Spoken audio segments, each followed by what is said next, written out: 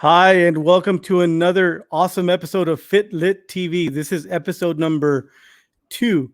And today we have a very, very special guest, a very talented young author from the Rio Grande Valley. Her name is Katelynn Renteria, and she has done so much in her young life. And wow, I just look to everything she's done, and I wish I could accomplish half of the things she's done. So without further ado, please welcome Katelynn Renteria. Hello, Hey, Katelynn. everyone. Hi. How's it going? I'm doing really well. Awesome. So you just finished with finals last week, right? Yes, this past week was finals week, and for my master's program at UTRGV. So it was a little crazy, but I'm happy to be here. How do you think they went? I got all A's. Oh my goodness, that is so yes. awesome! Congratulations. I mean, everything you do is like everything you touch turns to gold. So I mean, congratulations on doing that. Thank you. No, I can't. I keep telling people like that you are so amazing and you've accomplished so much, and it's like wow, like, and you never seem to stop working. I'm like, oh my goodness. If I were honestly, if I worked half as hard as you did, well, who knows where I'd be. But congratulations. Thank you. One of the coolest things you got to do during quarantine is meet one of my favorite actors, one of my favorite characters in a TV show. You got to meet John Krasinski. Tell us a little bit about that. Yes. So I was a graduate of class of 2020 at UTRGV. I received my Bachelor's of Science in Psychology degree. So it was exciting to be graduating, but with, the pandemic and quarantine and everything, it was smack in the middle of like, wow, we're not going to get a graduation. We're not going to be able to see people. It was a bit rough. And so John Krasinski he created a web show called Some Good News. And he decided to have like a virtual graduation celebration for the class of 2020. So he reached out asking for valedictorians to give like their speeches. And I was valedictorian for my high school class 2018. So I put out a video into the social media universe, and Some Good News responded. And I was able to have a Zoom call with him, and he congratulated us and asked all these questions. And it's one of the greatest experiences I've had. Jim Halpert. That is so cool. And so I told you we have a very special guest today. He wanted to stop by and say hi. There he is right there. Hi, Jim. Oh my gosh. That is so awesome. I'm such a huge Office fan. I'm a big Office nerd. Well, anyway, that was so cool. I wish someday you know what? I got to meet Kevin from The Office a couple years ago. That's so cool. Kevin, Phyllis, and Stanley. So that was really cool. The trio. That's so cool. Yeah. So tell us, Katelynn, when did your love for reading begin, and how did that come about? I think my love for reading began, I want to say it was organically. I loved to read ever since I was young. I always had a fascination for books. Like I always wanted to read, even if the most basic sentence I could read were words like cat or dog or something. But I know that it was nurtured because my parents would read to me and they would read with me. And then once I could read on my own, they would get me the books and take me to the library. And that was my Christmas presents, my birthday presents. So it was an interest that I had myself, but it was because my parents really saw it and ran with it and encouraging it and reading with me that it started to bloom. But it was just something I've always done and always loved and still do. Not as much time sometimes to sit down and read as often as I'd like, but it's just something that's always been with me. It's always been like a trait of mine. And you said something, you mentioned a word there, very important word. You said encouraged. And I think that's different from pushing you, right? Yes, very much so. Because I know a lot of parents, they try to push things on their kids rather than what your parents did. And like you said, you learned to love reading organically, and they didn't push you, but they encouraged you. And I'm sure they gave you all the tools you needed to go far with that, right? Yes, they definitely saw the interest first and they nurtured it from there. It was never, oh, you should do this, you should be doing this, you should be reading this. They let me read at my own pace. They let me read what I found was interesting. And when they saw that I had that interest, they said, well, what do you want to read? When do you want to read? Where do you want to go to get the book? And it was much more of like centered around my interests. And then they would read, something that I liked with me, which was some of my most profound memories are like reading a book after dinner with my mom and dad, and then with my younger brother. And so being not just saying, oh, that's great, but having an active role in making those memories and encouraging is super, super important. And I've lived it, and I'm grateful and blessed to say like it definitely helps to nurture it. That is so awesome. And I wish, more parents were like that with their kids. And so I guess from reading, did that turn into a passion of writing? And so my next question is, how and when did your passion for writing come about? It absolutely had reading stemmed and rooted and grew into writing. I remember reading these books and seeing how each book, of course, is a different story, but I remember it kind of clicked where, well, the story doesn't come about by itself. It's because somebody wrote it. And every author speaks differently and they write differently, and their stories, it's like you can hear the different voices of how they tell the story. And I thought that was amazing, just that a human being could come up with this inside their mind. And so from a young age, I liked writing and coming up with my own stories and trying to make, my own voice of, this kind of story. You would read it and say like, oh, Katelynn wrote that. Like she made that. And so it just kind of stemmed from having an interest in reading, realizing that these books don't just come out of thin air. Someone has to create them, and then wanting to make stories that people could enjoy. And it was in the 5th grade that the switch really flipped, and it was like, oh, I can do this, right? Like I can continue on forward. And so I always liked reading and I always liked writing, and I know my teachers took notice, but one particular teacher in 5th grade, he was my English and language arts teacher. And he was the sponsor for the Ready Writing Club, which was sort of like UIL.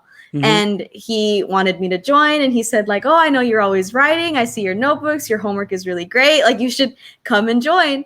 And I told him no, because the idea of like someone like an older adult or even someone different reading my work and judging it was so scary. That was not a good, that didn't sound like fun. But he encouraged me and my friends encouraged me, and they said like, you never know if you don't try. And so sure enough, I went to the practices and went to the competition, and I found out it wasn't just 5th graders and 5th graders. It was 5th, 6th, 7th, and 8th writing competition. And long story short, I took 1st place in that writing competition, just writing a story that I thought was interesting, that made me happy. And it was the encouragement of my teachers and my peers that was like, you know what, even if you're afraid, if you love something and you have fun doing it, look at what can happen if you just take the leap, if you just take the plunge. You never know if you don't try. That's great. And from writing, did I know we're going to get to the book you've written in a little bit, but was that the first, I guess, big thing that you wrote, or were there other, other things that you wrote before this?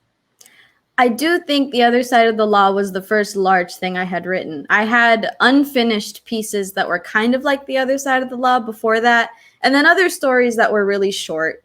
I don't even think you could count them as like making an anthology of them, because they would start and then kind of drop off, or I had different sections but not one cohesive story. But The Other Side of the Law was the first one that I truly wrote start to finish, and it was complete with the characters and the dialogue, and you never missed a scene. And so the first book that I published definitely was the first big project that I had finished from start to finish. And so a couple questions here. How old were you, number one, when you wrote The Other Side of the Law? And then secondly, can you take us through that writing process? Because a lot of people don't really understand or that it is a process. They think, oh, you just write and that's it. But it's called a writing process for a reason. Yes. So I started writing my novel, The Other Side of the Law, when I was 14 years old. Wow. And I finished it when I was 15 and published when I was 16. But Golly. that process began of just a 14-year-old starting high school, not knowing what to expect, scared, confused, nervous, apprehensive, and that escape was to write. Writing was kind of my calm down. It was my let's get out of my own head and have some fun making these characters, put them through these cool situations. And writing was my escape to just kind of a lot of stuff going on in the real world. So let's kind of escape and just create. And so it did take about a year to write, just because of like school and my own, like, sometimes you have to be in the right headspace to write. And some people just think like, oh, you can just sit and create, you know, how wonderful. But no, a lot of writers will tell you it comes in spurts. And if you're not there with that pen and pencil or computer to write, then it's going to leave. But it was sort of creating that first scene. The prologue actually was the first thing that I ever wrote for that story. And I knew it was going to be in the story somehow. I had no idea how I was going to build up to that, but the prologue was the very first thing I wrote. And then came the introduction, and then different scenes that I would say, I would write this and then, okay, save you for later, because I know you're going to come, but we got to like get there first. And so it was not always a linear process, but I'm a big outliner. So once I saw that this story was growing and growing past what I usually do, I would write something small and then move on, or write something relatively long, but it was missing a lot in between. I saw that it was just growing and growing. And I thought, okay, we got to organize this and make sure it's cohesive. So I'm a big outliner in saying like, okay, this is where it starts, and this goes on to the next character. This character is going to do this, and they're going to end up here. And so it just grew and grew and grew over a year's time. And eventually I had the entire manuscript of 24 chapters. And I talked to my parents and told them like, hey, I wrote a book. And they knew I was always writing. So they said like, oh, that's awesome. And I said, no, like I wrote a book. Like, I don't know what to do with it now. And so they were very supportive in helping me navigate like publishing and things like that. And I'm very blessed that it was published when I was 16, but it can be time consuming, and it does take a lot of mental fortitude to push through, especially for a project that's bigger.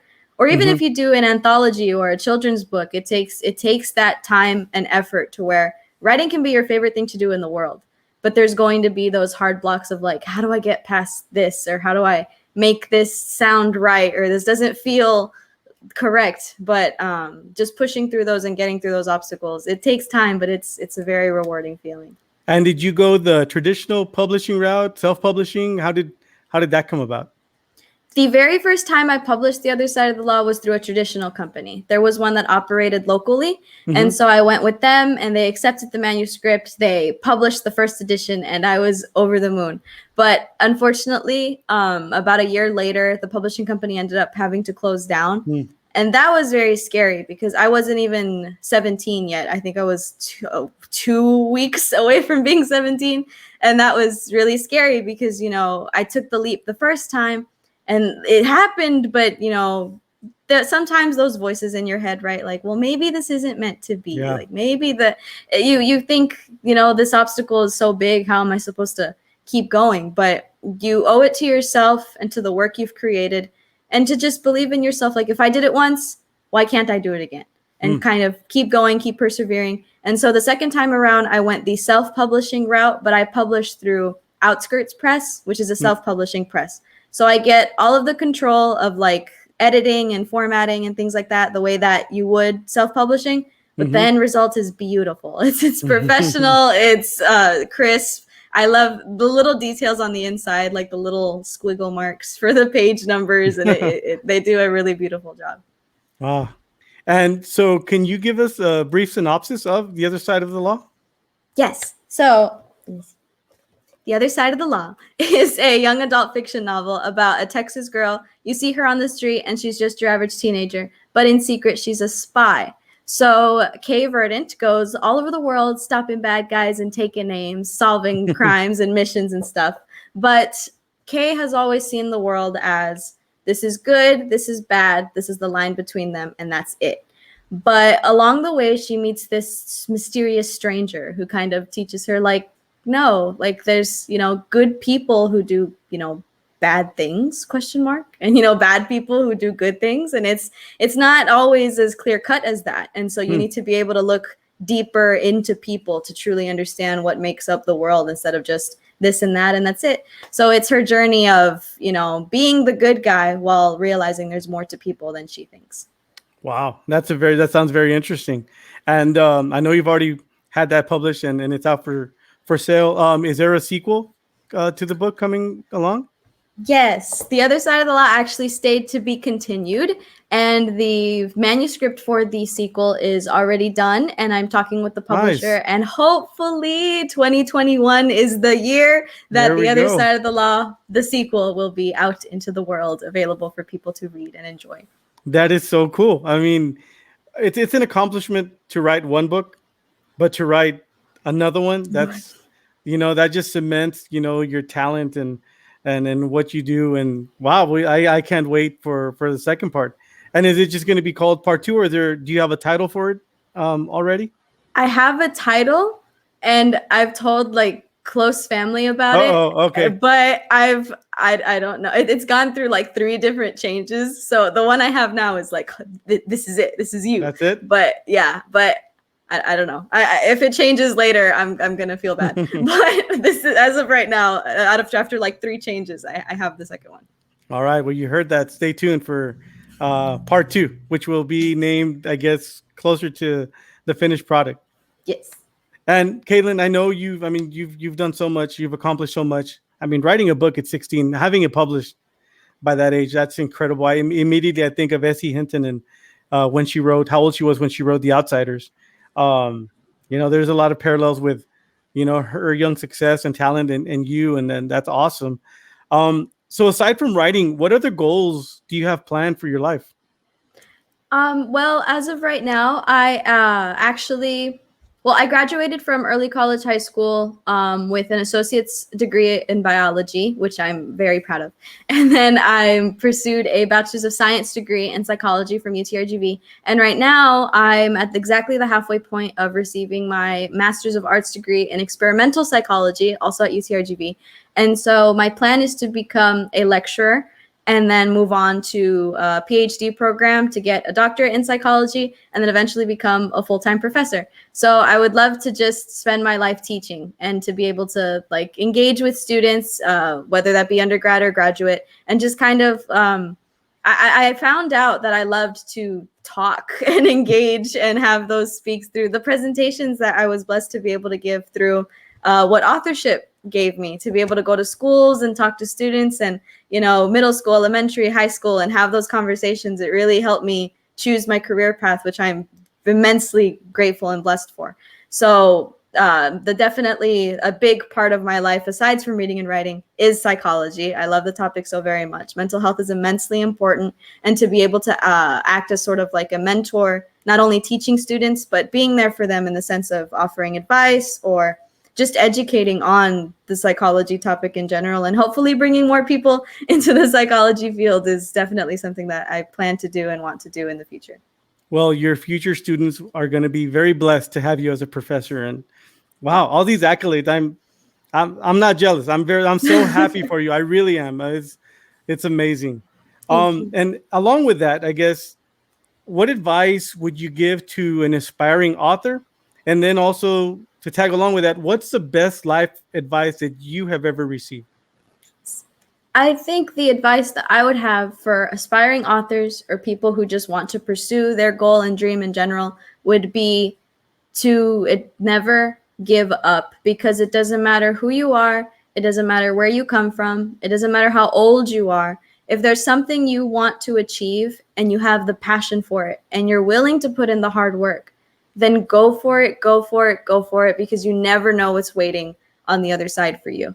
I know if I was able to, there are so many students who were like me, writing at the age of 14, middle school, high school, and they want to get published or put their stories out there, and it can happen. It can happen. And so like even pursuing it, and even if it gets difficult or there's obstacles to overcome, I would say that there's so much talent in the Rio Grande Valley, and especially among the youth and among students. There are these artists who are incredible, and these, scientific minds for STEM or for anything. And so if they have this goal that they want to pursue, even if it takes 5 minutes, 5 years, 5 decades, it might be hard, but it's all going to pay off, and the fruits of your labor will come to harvest if you just keep pursuing, keep achieving, keep dreaming and believing in yourself, because no one's going to make it happen except you. If you don't have that drive, then it's never going to come true, because you didn't give yourself the chance. So my advice would definitely be to keep going and keep pursuing. And it's the most gratifying feeling to see it all come together, especially when you look back and say, I overcame that and that and that, and look where we are.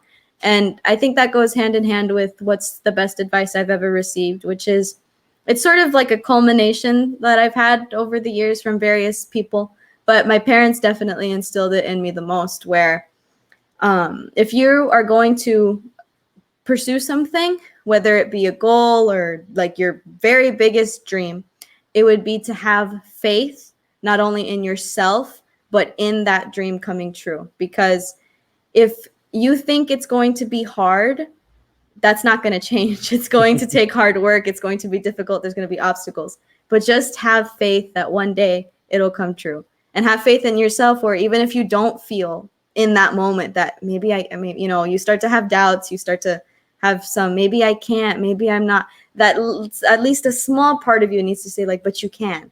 Yes, you can. But it can happen. Yes, you can. And sometimes that small voice is all you need to keep pushing you forward. And so even when times get tough, even if you think, oh, I'm just me, or oh, I'm just this, I'm just that, absolutely not.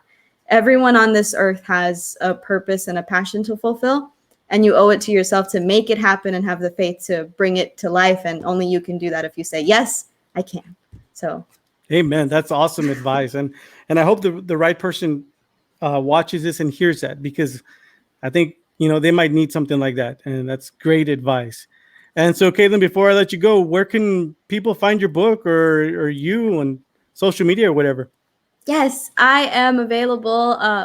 My book, The Other Side of the Law, is on Amazon.com, as well as Barnes & Noble and through Kindle, or Target and Walmart online. And you can find me at authorKatelynnRenteria.com. I have my Twitter, Kate Renteria. I have my Instagram, Calligraphy by Kate. And all of my links are found on my link tree, Kate Renteria. And that's where I have 2 podcasts that I do, as well as what else do I do? My YouTube channels and different parts of my website and things like that. So 2 of the podcasts that I do, one is psychology based. So that's, my educational background. But another one is with 3 lovely women, Jackie Smith, the author, Miracle Austin, the author, and Margie Longoria, the author of just author and librarian we talk about books and literature and all cool things like that. So Tall, Dark, and Darcy, check it out. But I just wanted to say thank you for having me, because it's always wonderful to see you, first of all, but also to just have the ability to talk a bit, not just of my testimony, but just to engage with audiences about, the importance of literature, and just believe in yourself. If you have a dream, you want to do something, make it happen. Yeah, amen. And thank you so much, Katelynn. I'm going to put, this is a book right here, The Other Side of the Law by Katelynn Renteria. Guys, get out there, read it. Parents, get it for your kids. She is a wonderful, wonderful role model. Not just, I was going to say a female role model, but she's just a wonderful role model in general, period. And pick it up as soon as you guys can, The Other Side of the Law. Katelynn, thank you so much again on behalf of me and Jim Halpert.